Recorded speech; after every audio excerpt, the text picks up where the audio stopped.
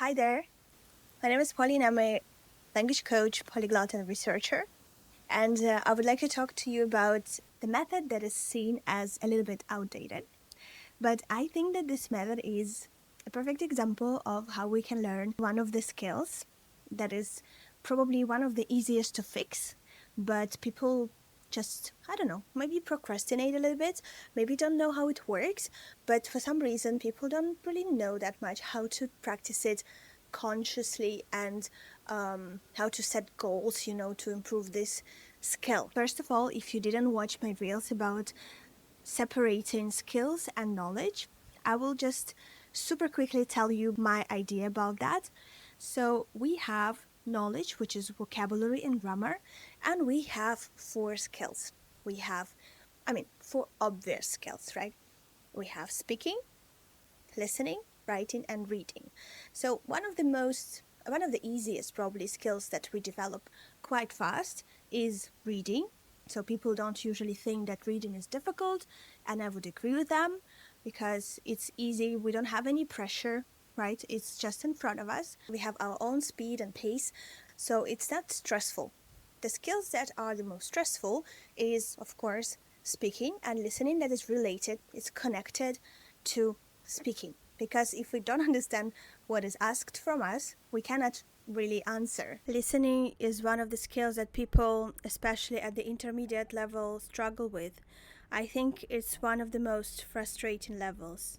I wanted to talk to you about one type of exercises that we can use, and that people think this, as I said, outdated or boring, but still I think we need to think about this method as one of the probably most efficient and most concrete when it comes to improving your listening, which is dictation. How do you know that the problem is related to a skill and not to knowledge? For example, if you listen to something, and I usually do it with my students, that's how I understand what the problem is with them. If you listen to a video, like watch a video, listen to an audio file, and then you realize that you don't understand a lot of things from it. So what do you need to do is to read the transcript. So transcript should be always available when you're learning, right? So we have subtitles, we have transcripts, we have a lot of tools right now to make this transcript. So you read the transcript and you see that you know maybe more than 80-90% of words, and you still don't understand the context. That means that the problem is with your skill, which is actually good news. But if you see that you don't understand much vocabulary, that if you don't understand maybe, 80% of words you don't understand, then it means several things. The first, that is of course a knowledge problem. It means that you don't have the vocabulary to understand this text. Maybe you chose a text, audio or video at a higher level, more advanced level. So for example, if you are a pre-intermediate learner and you pick an intermediate level video, depending on where you are into your pre-intermediate level, if you're at the beginning, this video will be impossible for you to understand. Maybe some things you will understand, but it won't be very efficient for you to use this video. It's like you go to the gym, and instead of starting from like 5 kilogram dumbbell, you take 15 or 20, So it's like you're taking something that is just not supposed to be for you right now. Don't get frustrated, because you will probably get there very fast. But to get there very fast, you need to start from where you are. You can of course jump really high. You might injure yourself by lifting a very heavy dumbbell, but it will be much smarter and much safer to start from where you are. And so take a video that is easier, that has easier vocabulary, that doesn't have as many words that you don't know, maybe even grammar that you don't know, and try to do the same with this video. And then you will see if you understand everything and everything is clear, then you move to something more difficult. But it's also very good to use books. Like maybe you are not this kind of person, and there are a lot of learners that don't like books, which I mean not books like fiction or something like that, the study books, workbooks. But for me, I think it's one of the most efficient ways to learn. Because, first of all, you can track your progress, then you will never be frustrated because you know where you're going, and the books are usually adapted for your level, and the books usually have vocabulary that you need to know for each lesson. Don't try to reinvent the wheel and just go with books. That's what I would do. But of course, when you are like a little bit like closer to intermediate level or intermediate and more advanced levels, then you can of course choose different things. So I would recommend you to try different methods, and maybe dictation will be one of them. If you want to work on your skill, it's always good to start from the point where you are. And I think this is one of the biggest, the most important parts of this process, is to recognize where you are and start from there. If you know you're at a pre-intermediate level and you want to practice your listening, I'd actually recommend using a course book. Do the listening exercises from it, and of course keep learning vocabulary. But once you reach intermediate level or higher, you can start using authentic materials like real videos or podcasts, and even create your own dictation exercises. So I'm going to show you how my ideas on how to create your own exercises using ChatGPT. So here's how I work with ChatGPT to create dictation exercises and why this method is so effective. First, I take a transcript, maybe from a video or an article, and I ask ChatGPT to remove a certain percentage of the words. Here's an example of prompt I use.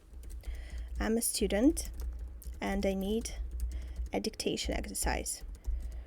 Use this transcript and remove 10% of the words. Make sure that removed words are at A2 B1 level. And then I add the transcript. That gives me an easy version. If I want something more difficult, I just change the number. For example, remove 40% of the words at B1 level. Or even I can say remove 70% of the words at B2 level if I want something even more difficult. The higher the percentage, the harder the exercise. My advice, try a couple of times and see which version challenges you without making you feel completely lost. So this is an example with 40%. It can use the same script. So now once I have my gap fill text and my video, here's how I use them to improve listening. So step 1, we'll listen and try to fill all the gaps. So I can copy this exercise to my Notion page.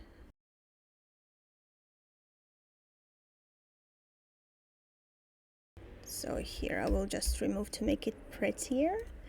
So what do I do? What is my plan with this exercise? First, step 1, I listen and try to fill all the gaps. Step 2, if some gaps are still empty, don't panic, just listen to the entire video again and try to catch them this time. So notice, I don't recommend stopping and rewinding every few seconds. Why?